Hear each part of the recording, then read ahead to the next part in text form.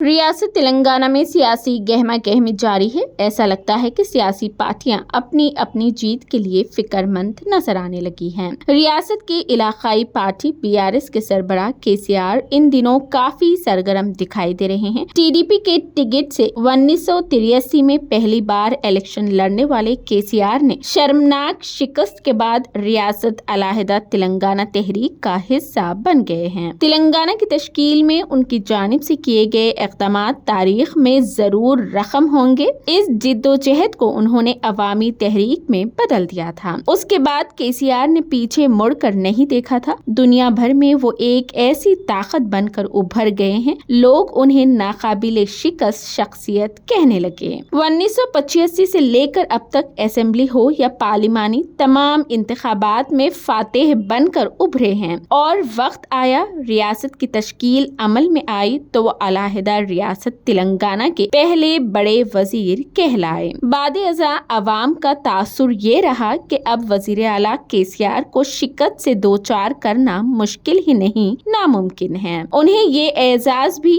حاصل ہے کہ وہ تلنگانہ کے 2 مرتبہ وزیر اعلیٰ رہے اور اب تیسری مرتبہ ہیٹ ٹرک کی کاوشوں میں مصروف ہے۔ سیاسی گلیاروں میں موسم سرما کے باوجود، جہاں ہڈیوں میں سراعت کر جانے والی سردیوں کے باوجود گرماہٹ محسوس ہونے لگی ہے، ایک طرف قومی جماعتیں کانگریس BJP انتخابی مہم چلا رہی ہے تو دوسری جانب BRS اپنی بقا کے لیے جد و جہد میں مصروف ہے۔ KCR 2 سیٹوں پر مقابلہ کر رہے ہیں، جسے BJP اور کانگریس نے موضوع بحث بناتے ہوئے KCR کی تضحیک میں لگے ہوئے ہیں، لیکن KCR خاموشی سے اپنا سفر جاری رکھے ہوئے ہیں۔ کسی پر شخصی حملے کرنے سے وہ گریز کر رہے ہیں، ساتھ ہی اپنے دور اقتدار میں کیے گئے اہم ترین اقدامات کو عوامی فلاح و بہبود کے لیے شروع کی گئی اسکیمات کا ذکر کر رہے ہیں۔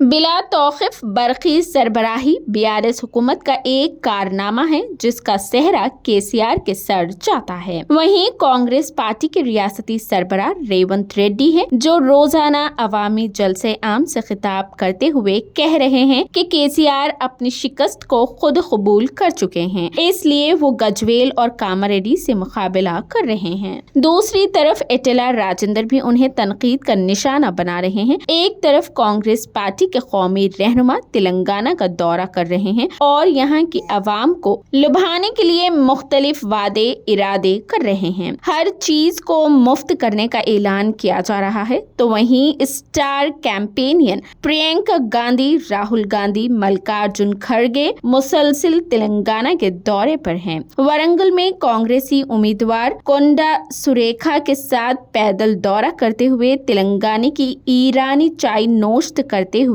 دکھائی دیے۔ دنیا بھر میں ہندوستان کا نام خراب کرنے والے وزیر اعظم مودی گلی گلی کا دورہ کرتے ہوئے اپنے عہدے کی عظمت کو داؤ پر لگا رہے ہیں، جو کسی بھی باوقار شخص کو زیب نہیں دیتا۔ تلنگانہ میں بھی پارٹی کے قومی صدر JP نڈا، امت شاہ اور مودی کے جلسے جاری ہے۔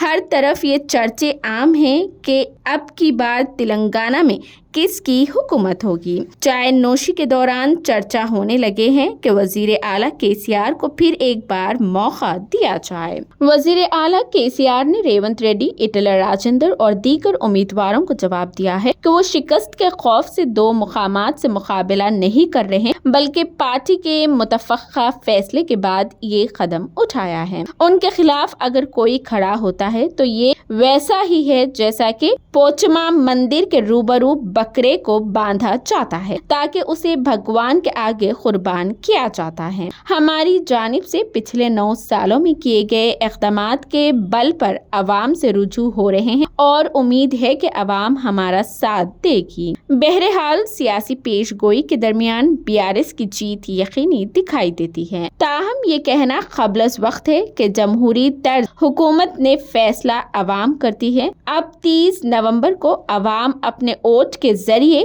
کسے منتخب کرے گی، اس کا فیصلہ 3 دسمبر کو ہو جائے گا۔